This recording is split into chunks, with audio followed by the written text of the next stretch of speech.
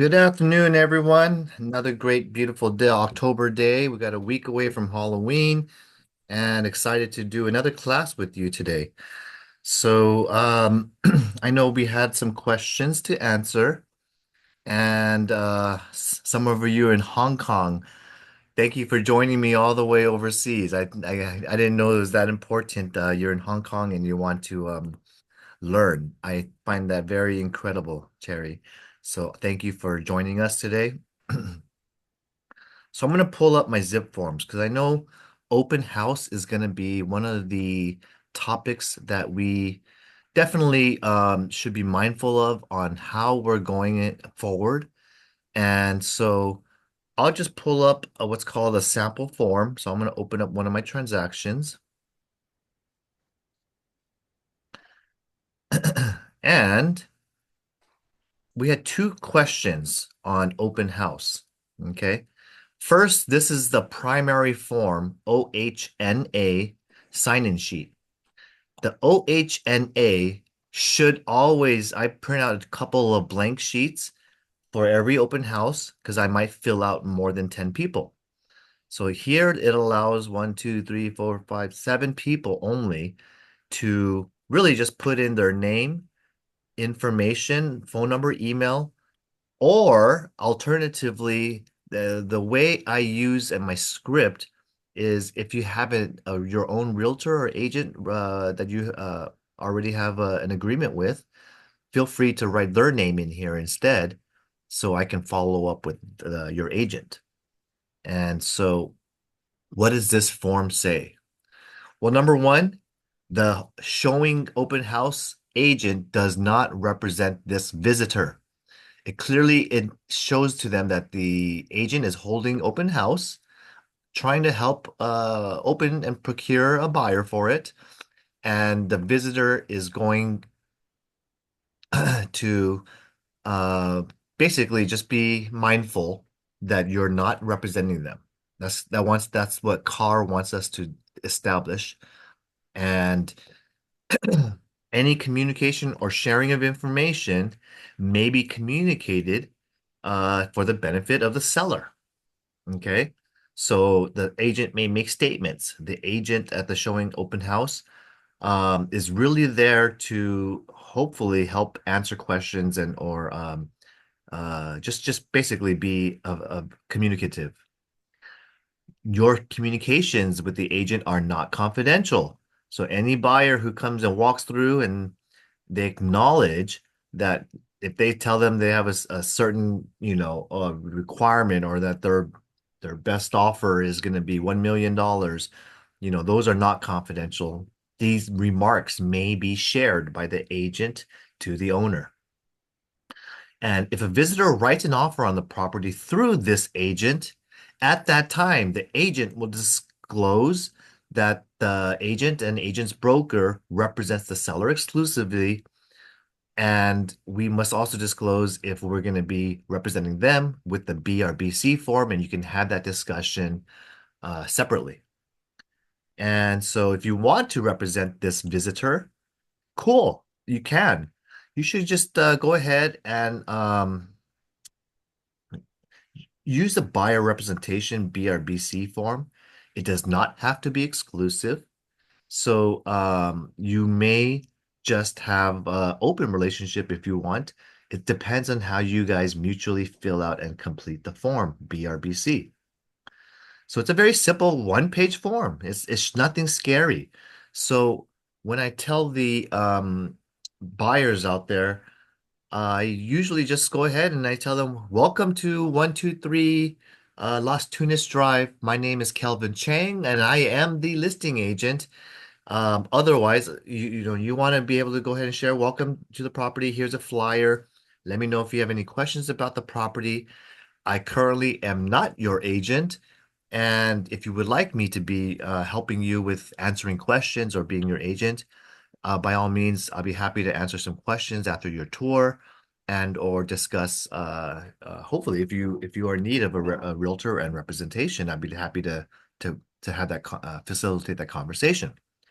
So that's really all you really need to show and say at the open house. This form should be there available, and I have a sign-in sheet. And the question is it required for every visitor to sign the form? And my answer to you as broker is it depends. Okay. If your seller does not give you any instructions about open houses and signing in, you do not need to require every visitor to sign this form. That's of adult age.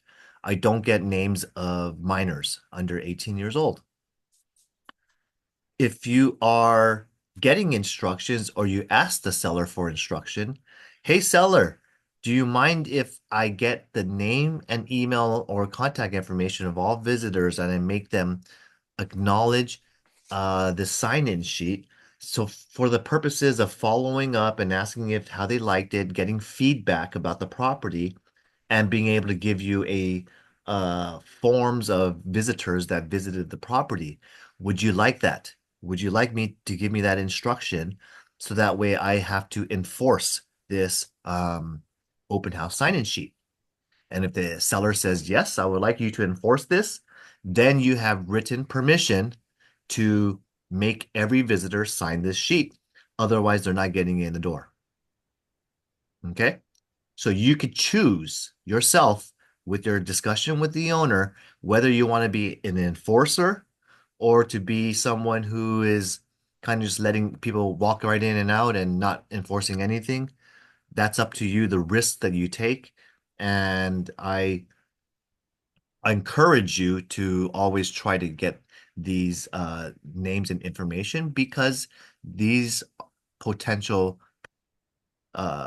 purchasers will eventually probably buy a property in the near future and they're motivated.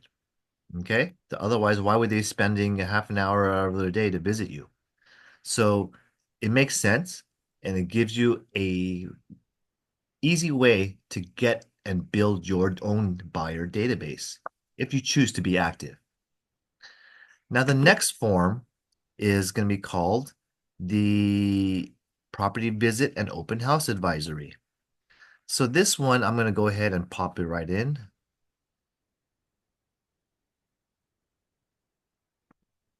And I just used this one as well as an optional means of getting someone to really just understand there's risks involved when viewing properties.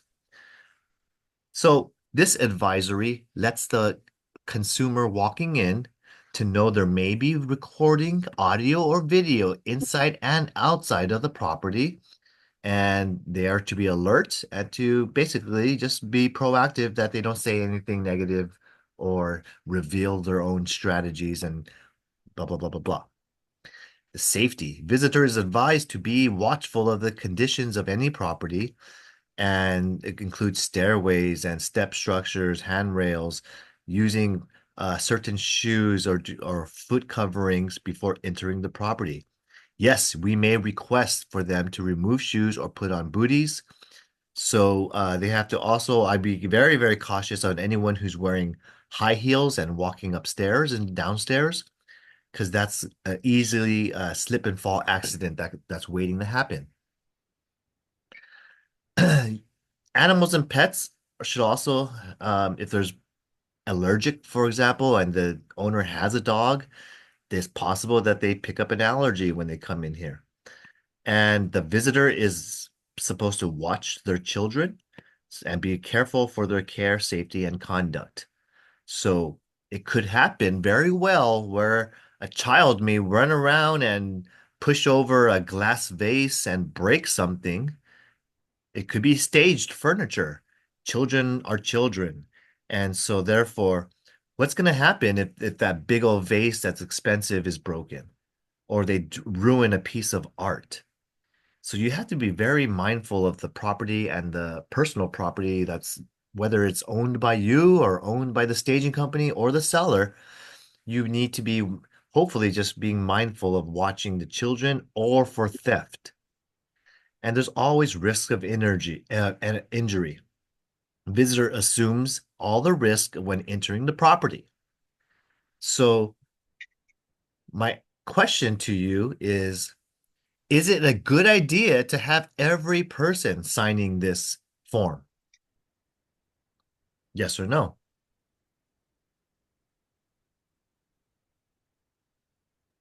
Yes. It technically is. So you are right, Gene.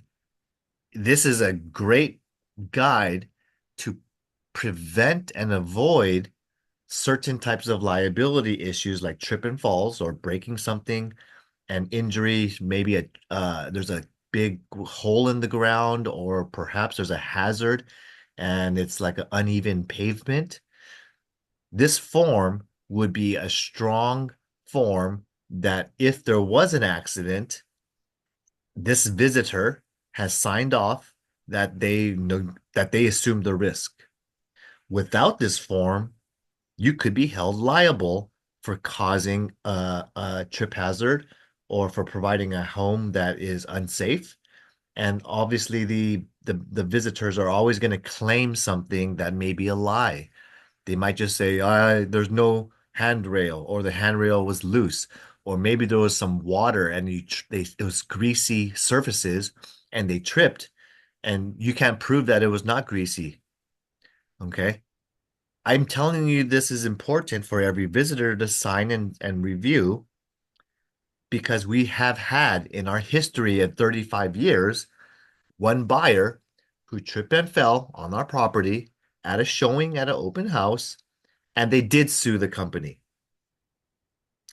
I'm pleased to tell you our E&O insurance defended the case and got this out of the way and resolved it without having to what's called lose in court. But these people will say anything. They fell on the stairways. It was of built to code. There was a handrail. There was even carpeted areas, but the person was wearing high heels and they tripped and fell. I don't know if they did it on purpose, okay, but they visited the hospital. So I wish we had this form because it would have made our case much, much easier if I had this and showed this visitor signed the sheet. They took the risk. It is their fault for wearing high heels. Okay. But we did not have this form available. Now CAR has provided it for us.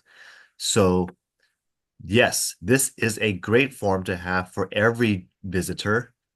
And the sign-in sheet is, it depends whether your seller gives or does not give you instruction. Any questions?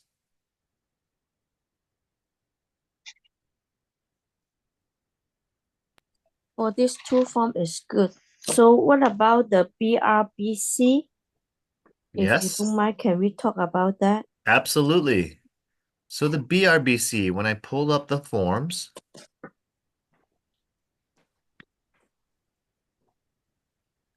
is a actual agreement contract between buyer and agent. Number one, they give you the buyer's names to be filled out and you give an agency disclosure. This should at the latest be given at the time of showing. The earliest would be when you're setting up showings. It would be great to have an agency disclosure because you are doing activities that involve a real estate license, like which is a showing. So you give this form and they bundle a lot of different things. So the BRBC, you have to have what's called 3 months, 90 days or less maximum of the representation period. You could also do 1 week representation period, up to you and the client. And if you leave it blank, it is a non-exclusive representation agreement. If you check this box, you now made this buyer exclusive to you for all of the property types identified below. The property types could be maybe a multifamily property, 2 units is one of my clients, or maybe I'm choosing single family. Maybe I'm choosing commercial property. Anyway, whatever it is, you may check the box or identify the city or county. And you may describe the property types that you're searching. And so as long as you describe it up here, it will be covered as a protected transaction. But another way you can do it is simply just do it by showing. So if you want to do it by what's called, you could say, see list of properties, and you can write, hey, we're going Saturday to see 4 properties, buyer. I'm going to have you sign this BRBC form, letting you know that I have a 10-day representation period for the property one, two, three, and four. I put them on a list, and I'm exclusive for you for only these 4 properties.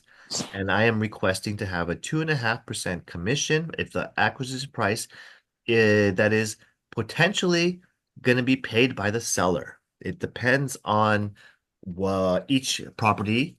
Every single one of them have a different type of arrangement. Some of these, and hopefully you've already done your phone call with the listing agent, so you'll know some of these are offering something, some of these are not, and I'll know which ones. I do recommend 60 or 90 days for continued right to payment for the broker involved properties as described over here that you did some activities towards, like introduce the property, you have procuring cause and writing an offer, or you're procuring cause regarding showing it, or negotiating out certain terms. So that is a good idea to protect yourself because it potentially they could if you just left it at 10 days and you did not have this area filled out, they could technically try to work with someone else on day 12 and you'll be left out of a commission if you did not follow up and get them to write an offer. So this is a good idea. Now, if you have a non-exclusive BRBC, either party can cancel this agreement, and if you leave it blank, it's effective immediately.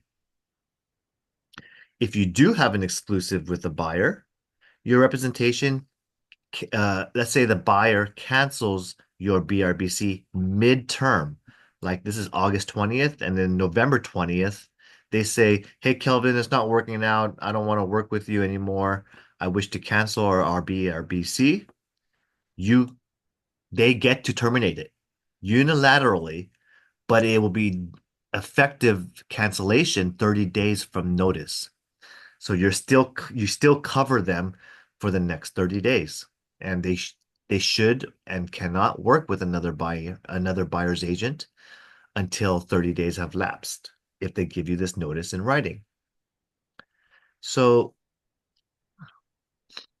as far as filling out this buyer financial preferences form, it's up to you. That's optional if you want to use it. It helps them and you have a healthy discussion on how they're going to pay for the property.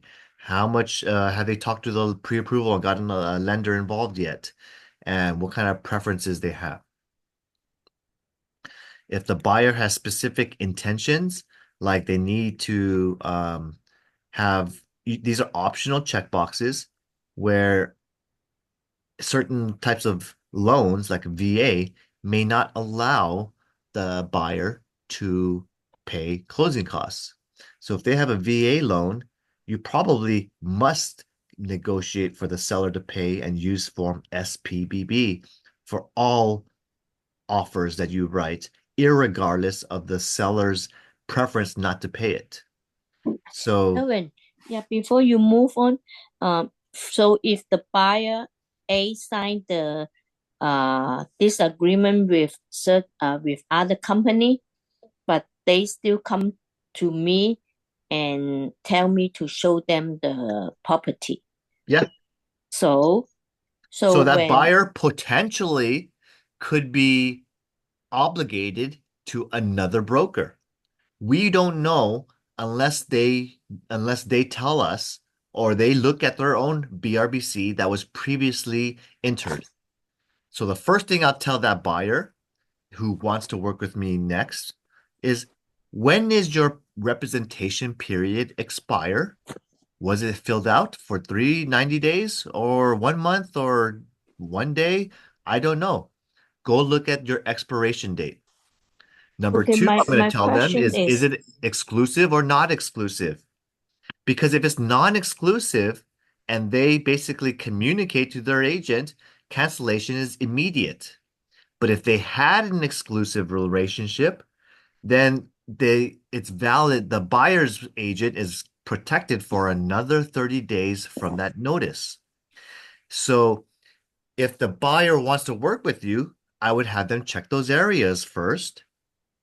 And then the third thing I wanted to ask is, so now you told me you do not want to work with your other past broker, buyer agent.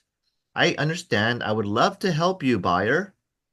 So after you checked your expiration and you checked your exclusive box or not, I have no problem showing you properties and I can write you offers if you happen to like one, but you've already communicated to me that you had someone else help show you properties a month ago.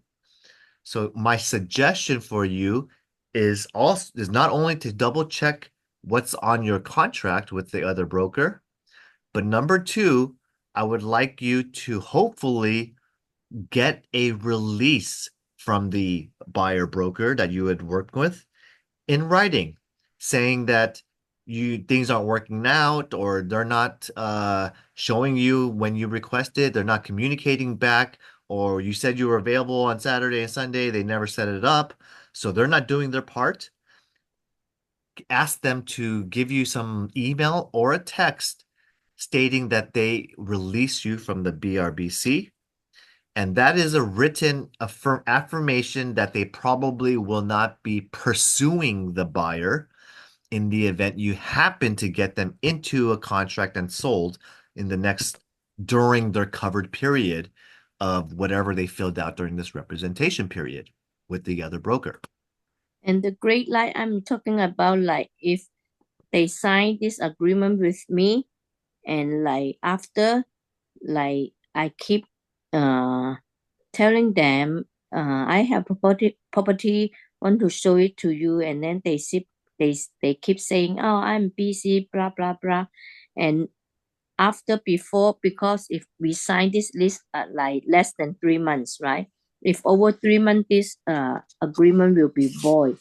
So It's yeah, within this, you have to do it every whenever it expires, you should set a new one if you're going to go out and do activities. understand, and before expire, they sign the agreement with me 3 months, right? Yep, So but keep postpone, not going to see the house together with me in case, okay? yep. Just how to handle it. But they go out with other agents. So after I find out they bought the house from other agent, can I use this form to sue for the commission? Yes, you can. It depends if that transaction they purchased falls within the property type that you identified. Of course, yeah. Of Okay. course, the property fall into this category. So in this example, if they bought in San Bernardino, I Mm-hmm. would not be covered. Yep. If they bought, Understand. because I checked it out to be 2 to 4 units, if they happen to purchase something like vacant land or Mm-hmm. they purchased a 5 unit property, Mm-hmm. that's I'm not covered. Oh. So Mm-hmm. that's why you want to label it and have it fall within the description of these properties. Mm-hmm. Okay. So yeah, that's okay. Sometimes I have a situation. One of my referral client, I know she have signed the agreement for me is as a list, okay. And after she go out and have another agent to list the property, but I just let it go. I won't like to like ask for the compensation because she is so rushed to looking for the property for lease. So that's how I just feel purchase maybe it's different, and then we have a right to do it, right? Well, you bring up a good point that is it even if you have this contract, okay, and Mm-hmm. you have an agreement signed by that buyer, and Mm-hmm. you find out that during your representation period, they did close escrow on something that's covered. Mm-hmm. Okay? Yep. A single family within LA, for Yeah. example. So at that time, you have what's called statute of limitations of 3 years of discovery to make a claim Mm-hmm. against this homeowner who went behind your back. Mm-hmm. Yep. That's Now, what I mentioned. what are you gonna do? So Mm-hmm. let's just say they buy a $2 million property, and Mm-hmm. that's a $40,000 commission. Yep. Mm-hmm. So in that situation, I would absolutely suggest we pursue the Mm-hmm. buyer and make a claim or file a list pendants against that property they purchased for the Mm-hmm. commission because they breached the contract. Yep. Okay. Mm-hmm. Will Yeah. you win? You have a contract. You, but they may have excuses. It's all going to depend on the jury or the judge Mm-hmm. to determine who has whether there was a fault Mm-hmm. and if you will prevail or not. But Mm-hmm. that's what they want us to do. We signed the form and hopefully you did show that property to them once. So that Mm-hmm. way there's proof that you're procuring, there's more proof of procuring cause. Mm-hmm. Now, in that situation, yes, pursue because there's a $40,000 commission on the line. Mm-hmm. But if they buy a senior condo at $280,000, then that commission becomes $5,000 or $6,000. Mm-hmm. Then the question becomes, do you even want to sue someone for that amount? And still, some people out of principle will say yes. And some Mm-hmm. people who are just move on, and forget about it. Most people will probably be leaning towards forget about it Mm-hmm. because number one, to hire an attorney, it may cost 5 or 10 thousand bucks. Oh. Mm-hmm. And if you're going to spend $5 or 10 thousand dollars to chase $5,000, Mm-hmm. it's really going to net you not much. And after, you might not even win. You might Mm-hmm. lose. Mm-hmm. So there's more risks in when the potential compensation is very low. Mm-hmm. So that type of even though you have a contract and you're principally should have been that buyer representative, for one reason or another, it's going to cost money or a lot of time to Mm-hmm. chase that commission. Yep. The third Yep. option is to small claim that buyer. And that's an easier process, less time involved. You don't necessarily have to hire an attorney. You can self-represent yourself and Mm-hmm. make your case against the buyer who signed your contract and roll the dice. And hopefully you prevail because there's not going to be much fees involved in the small claims court, which I believe is less than $15,000 in California. Mm-hmm. I see. So that's why um, small claims might be the option to do if you want to chase that buyer who went and breached the contract. Mm-hmm. But I would probably say 7 or 8 out of 10 agents Mm-hmm. probably don't even decide to sue. Uh-huh. I see. Okay. Most Okay. people just let it go.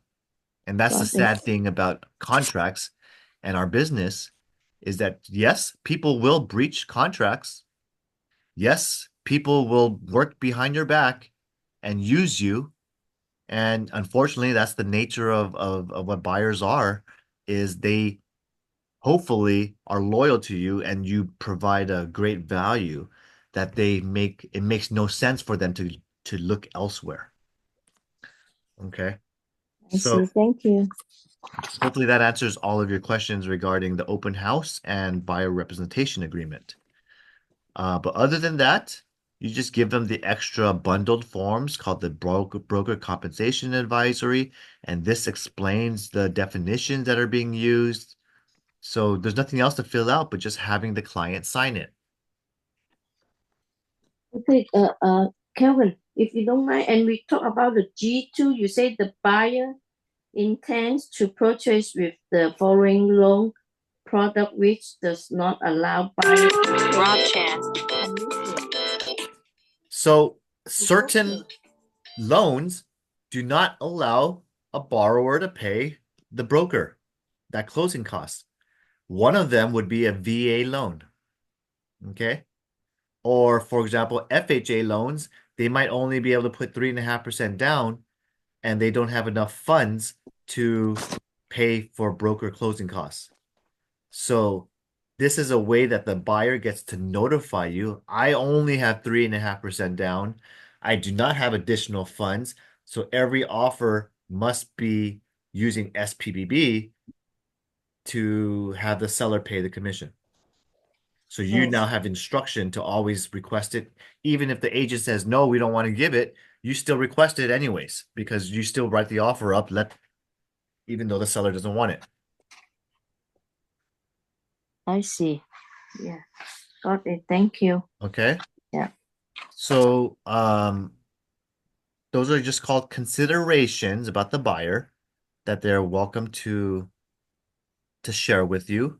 So that way you guys have what's called a healthy conversation about what it is to be a buyer, what it is that I'm going to do for you, buyer.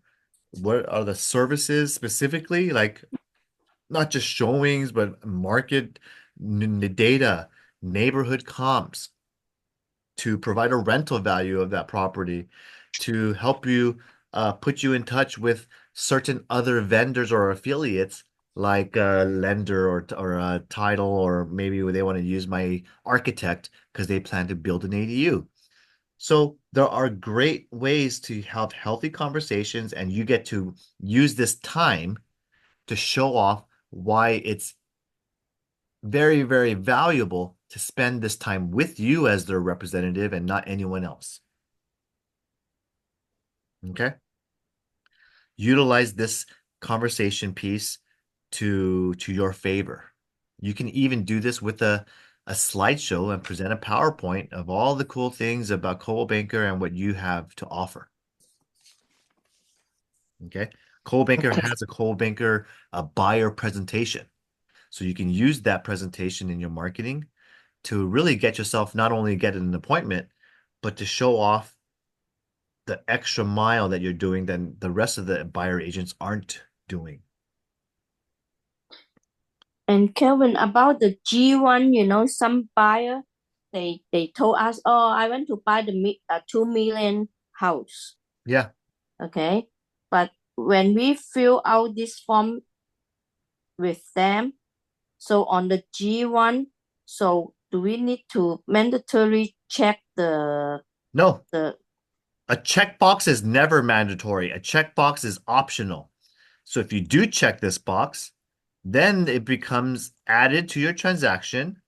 And then this is a great time to interview your buyer. I call it pre-qualifying your buyer.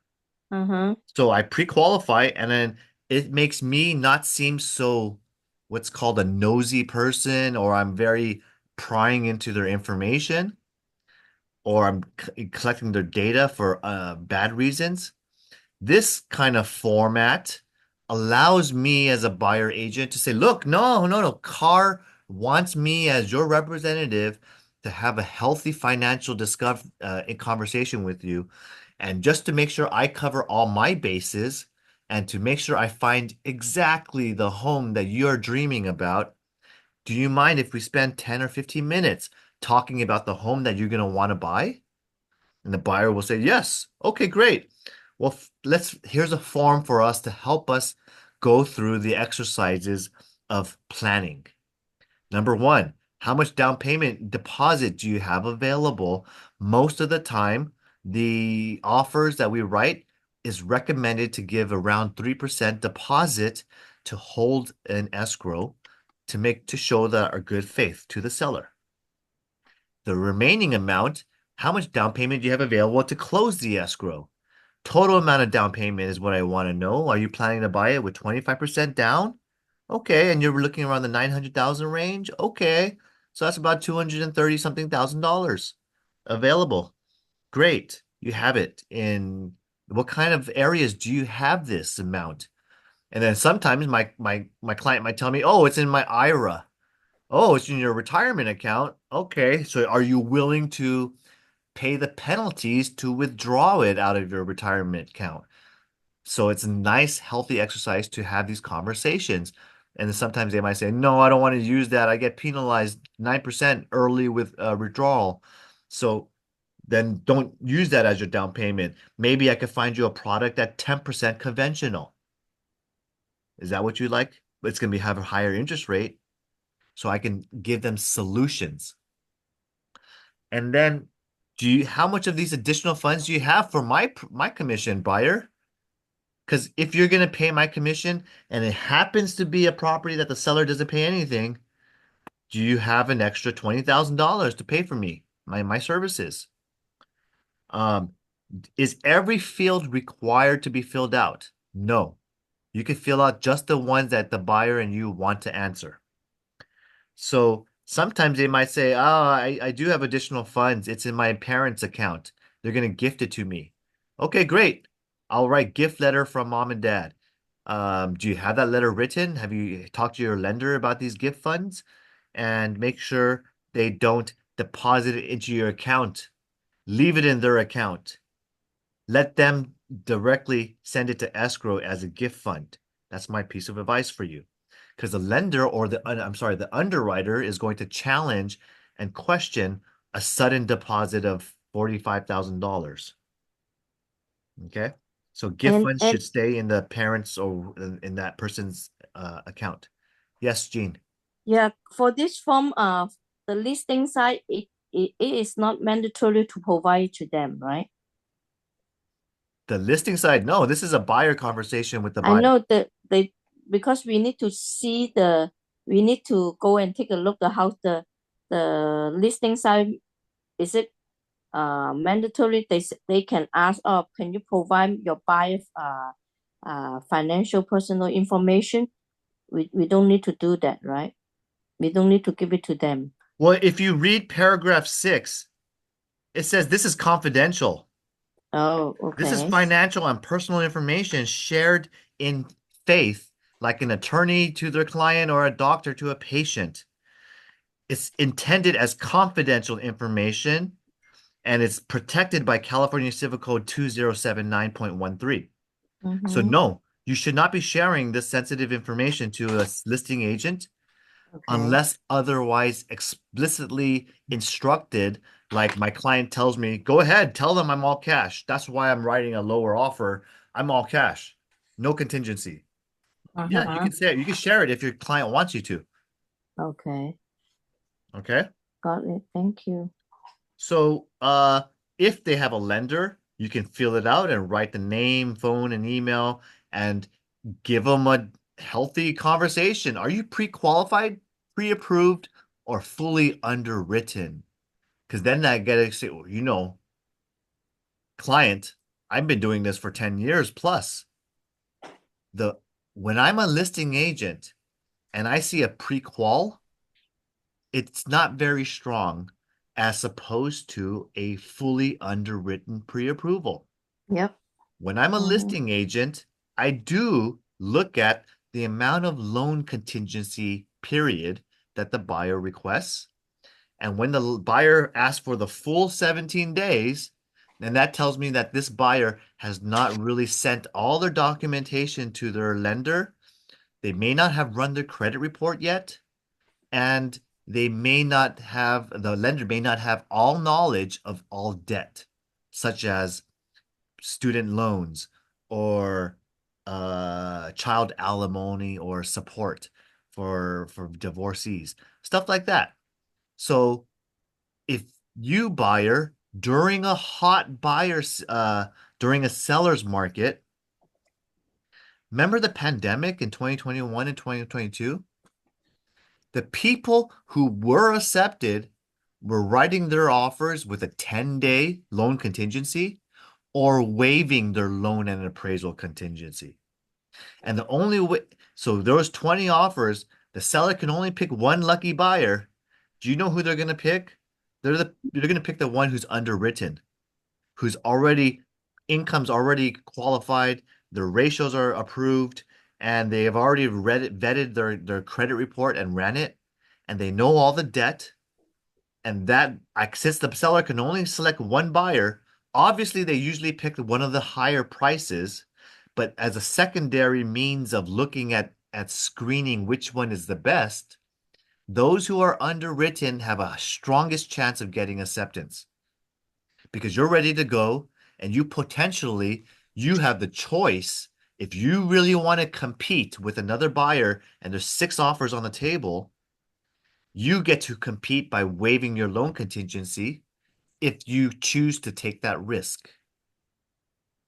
It's not against it's against broker's advice to remove contingencies at the beginning, but by all means, if you wish to do it, I can make you stand out strong. Yep. Mm-hmm. Okay? Yep. So again, if you never show this form, many of you fail to properly qualify and prepare your buyer to get success. And that's why you deliver value to your buyers because you spend this 10 minutes going through these answers and responses and gives you a time to shine and show off your expertise. Most of you don't go through this form at all. You guys are all like silent because I know you guys aren't. The other cool things about a financial information of a buyer, maybe they're doing a 1031 exchange. Maybe they have a expected legal settlement. I had a client who says, my my parents' estate is coming to me in a month. So they're already started shopping for properties and they know they're going to get a huge inheritance and or they win the lotto. And so that's where they can share the timing or the nuances about where their funds are going to come from. Okay. So it's good to have this financial and personal information, where they currently rent or own, and the amount of experience they have. So by knowing that they have five purchases of in the past real estate, that tells me they're very experienced. I'm not going to spend a lot of time with teaching them so much unless they want it. And I'm going to spend more time in analyzing and providing strong value from an analytical perspective or an income approach or details on the development potential of this property because I know they're experienced. But if this is our first time home buyer, and we have a first time home buyer class coming up in a couple of weeks, I hope you guys come and sign up. This will be a great opportunity to show off and teach them so much and hopefully just get them to move forward and work with you. So maybe they have some experience as a contractor or a plumber. Maybe they have specific time constraints, like I have to move in the summer before the school starts, or they blah blah blah blah. So here's where you get to ask, what is your motivation or reason for purchasing a property here in Temple City? Other information you want to talk about. So yeah, it's a good, healthy exercise. I highly recommend going through this with your clients. Any questions on this? No. Okay. What else? Anyone else have any questions I can help you with answering your questions?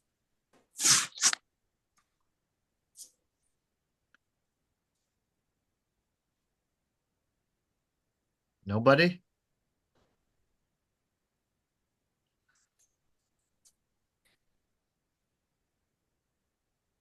Okay, Cherry wants me to send the BRBC. You want it blank or you want it filled out? I'm not sure. This is in your zip forms. It's in the car forms. Filled out. So I'll send you this copy. Yeah. Okay. Not a problem. So any questions you guys have on anything else? Any forms you want me to cover? I'll pull another one up.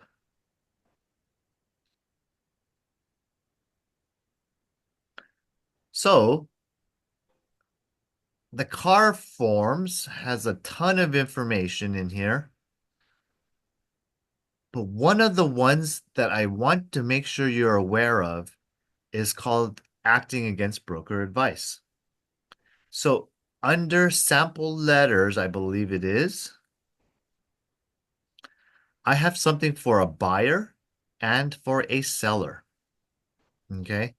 Remember that buyer I was talking to you about that potentially was writing a non-contingent offer, like waiving appraisal or the loan contingency? Well, here is a form that I would always want you to include anytime your buyer does any of the following. Number one, they make a complete or partially non-contingent offer, such as waiving the inspection or waiving the appraisal. So then I would check this box and I would write something like waiving appraisal contingency is risky and could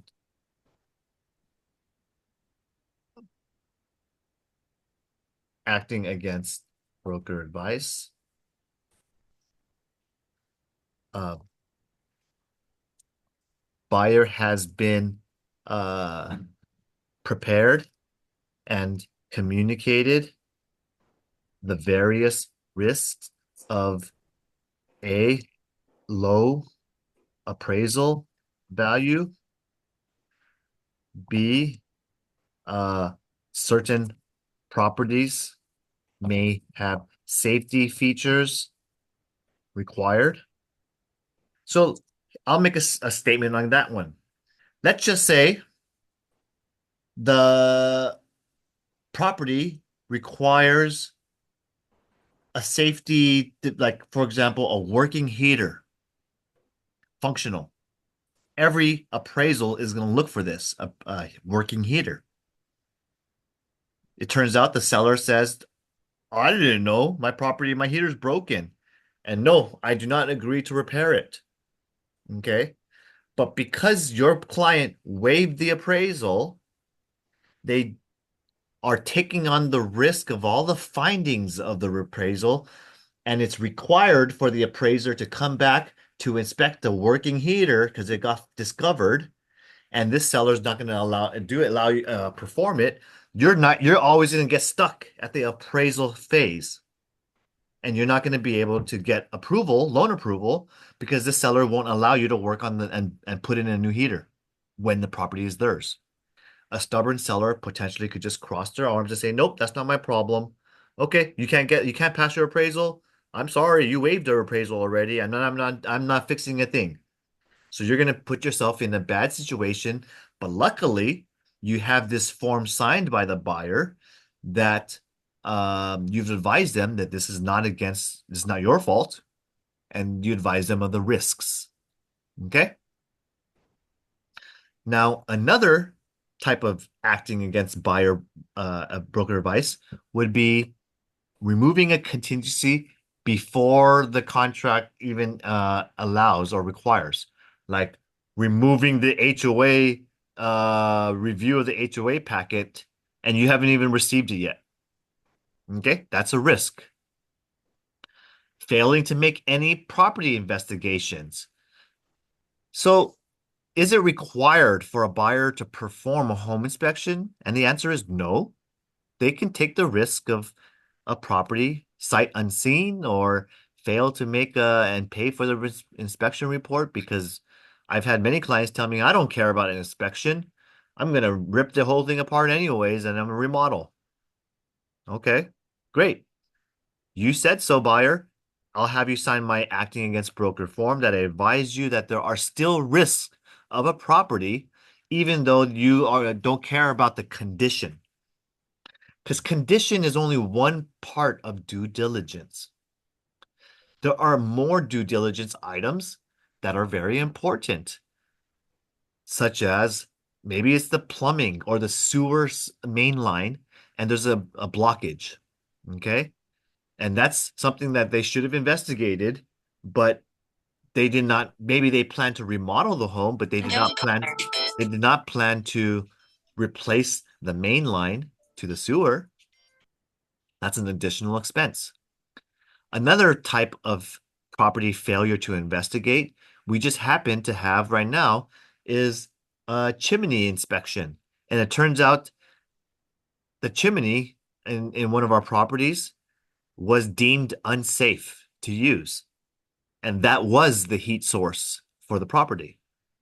So if you fail to do a chimney inspection during the 17-day inspection period, that is the buyer's fault and acting against broker advice. The situation we had was they performed a chimney inspection 5 days prior to closing and they requested something. And they said, nope, you were not even supposed to visit that property, buyer. Did not have permission to enter, and you did not have and no, the seller would not honor your request. So there are things like that could happen. Um, there are many other investigations that are important to a buyer that could be not even a physical thing.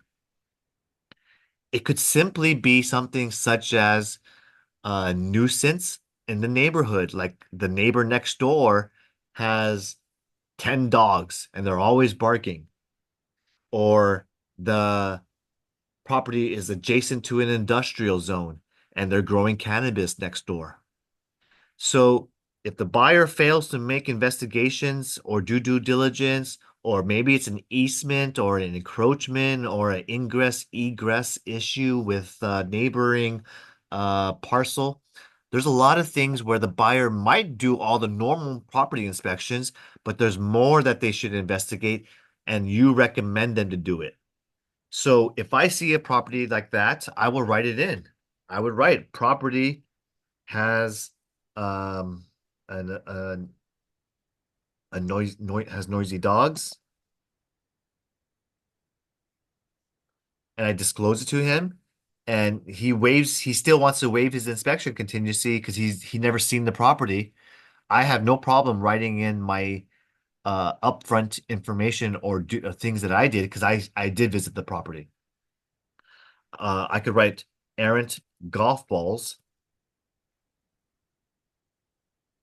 may may may may come because next to golf course. I could write whatever it is that I perceive to be something that I think the buyer should investigate. Okay.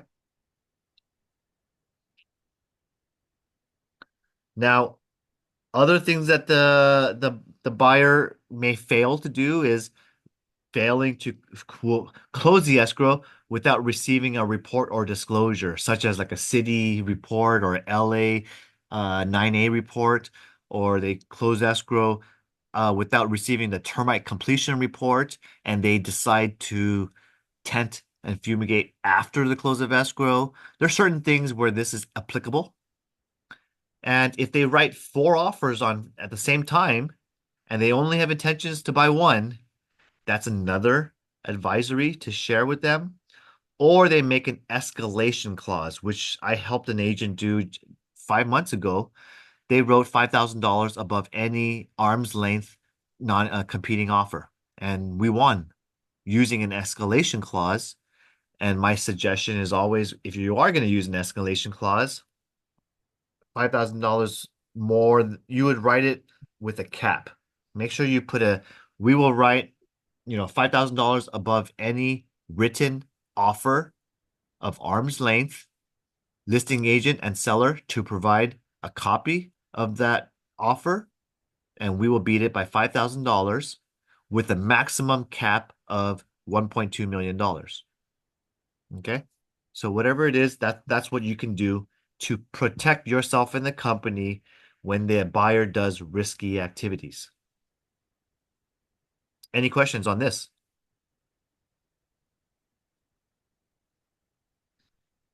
Another form is called acting against broker advice for sellers.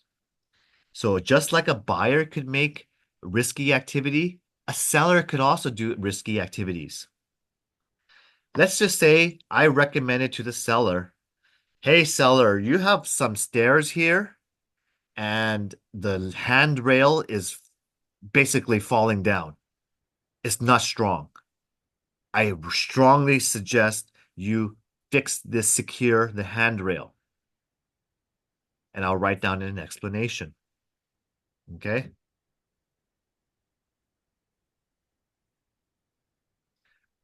Okay. That's one example. Or I tell the seller, look, this concrete sidewalk and pavement is a trip hazard. I suggest you get that fixed so that way we could prevent anyone tripping falling on your property. Another thing could be something like in this instance, it could be a contractual thing. Let's just say the buyer submitted a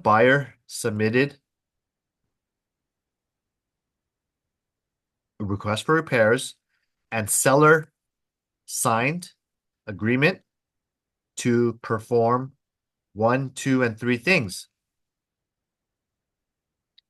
Seller failing to make agreed upon is against broker advice. It's a breach of contract. The buyer could still close the escrow even though one, two, and three were not fulfilled when the buyer did their final walkthrough. Buyer closes escrow, and guess what they do? They will sue small claims or chase them with a lawsuit for those three things, and the seller will probably have to honor and pay penalties and maybe attorney fees as well. So, if your seller makes an agreement on the request for repairs, better perform it or negotiate when it will be performed. Like some people perform it after close of escrow. I don't like that, but it's possible. Like a fumigation and escrow is holding the money. At least it's fair. Okay. They agree upon it, that's fine. A seller could also do other types of risky activities. Refuse to permit the agreed upon inspections of the property within the time specified in the contract. What does that mean? Let's say the buyer has 17-day inspection period and the seller does not open the door for the appraisal or the inspector or the mold person or whoever the buyer sends out. And if it's within the 17 days investigation of property period and the seller keeps the door closed, or the tenant refuses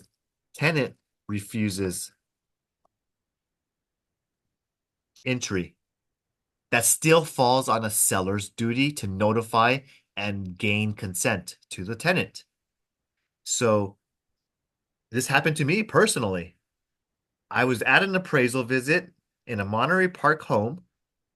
I scheduled and put notices, and I had three tenants, and I gave no on all their doors. We're coming today, 12 o'clock to 2 o'clock, and thank you. We're gonna be here. I have the keys, and we're notifying you all of and I gave them the notice of sale and entry. Yet the day of the appraiser, he came in. The tenant blocked the doorway. He was physically home and said, I'm not letting anyone else in. And blah, blah, blah, blah. He said, whatever excuses, I'm an attorney and this is a violation of my privacy. I'm busy. I'm working. And he just was he was a completely prick. So that happened to me. Okay. It's a landlord's duty, the seller's duty to get the cooperation of the tenant, not the buyer. Allowing a buyer to move into the property before close of escrow, that's a definite no-no. And allowing buyer to make repairs or renovate the property before close of escrow, also a no-no. But there are certain very special circumstances in which our company has allowed both of these situations. Okay. So everything is case by case, but Obviously, they were done with broker involvement. That's why I know that I we have done certain things successfully. All right. That's how to use a seller acting against broker advice. And if you have any other advice that they are um not listening to, you can even write it down right here. Okay. So one example is I told the seller, "Hey seller, I think it's a good idea to find out your solar loan payoff amount." And the seller says, "No, I don't want to do it because they're going to charge me $200 to pay for this fee to calculate that amount. Let's just do it later on when we're in escrow." And then I say, "Okay, fine." Seller failed. Okay. And then I go, "Okay, fine. We'll do it in escrow. I'm following your instruction, but there is a risk.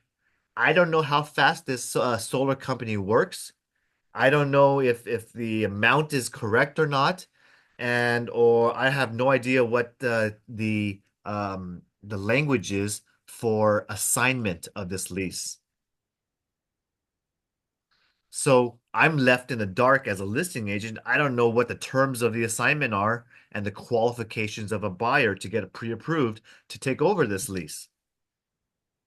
In one story, to make a long story short, the seller either A, when we're finally mid-escrow and we order the loan payoff, the seller either A, they disagree with the payoff amount and they go, "No, I shouldn't be $300,000. I only owe you 100,000 left," whatever it is. And then, well, you should have done this a long time ago. You should have found out what your payoff is. Now you're causing an issue in escrow. Our buyer is waiting for you to sign this assignment form, and you're refusing to sign because you don't agree with their payoff. You're causing a delay to the transaction, seller. Another reason would be the assignment of the solar lease may require, for example, a 640 FICO score or something like that. And the buyer is qualifying under a 630 FICO score. I don't know these issues. So how am I supposed to do it? Another way would be great. The assignment could be blessed. Let's just say they do allow and the buyer wants to get an assignment, but the seller wants to close by a specific purpose, a date. And I need to close it by November, Kelvin. You told me you're going to do it. It's a 30-day escrow. It's supposed to close before Thanksgiving. And I say, yes, it is. It's scheduled to close. The buyer's ready, but your solar company is taking 3 weeks and causing a delay because you didn't do this ahead of time. So there's another reason where I can find any other. This is only regarding solar. That's just thinking out of my head. There are many advices that you can give to your seller in which they do not agree to do. And if so, I would give this form to them and have them sign it. If there's no sign signature for the seller, or if you go to the buyer side, there's no signature for the buyer, you manually put a buyer read and approved yourself and have them sign. Okay. But because this is a notice, this is not requiring a signature. Proof of delivery is simply enough, but it's better that you have it signed. Okay. Any questions on that?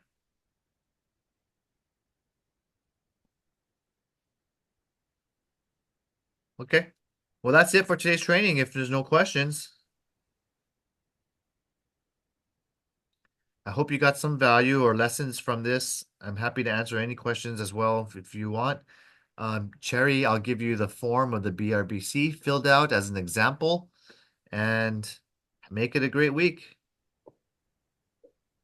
Thanks for joining. Yeah, thank you.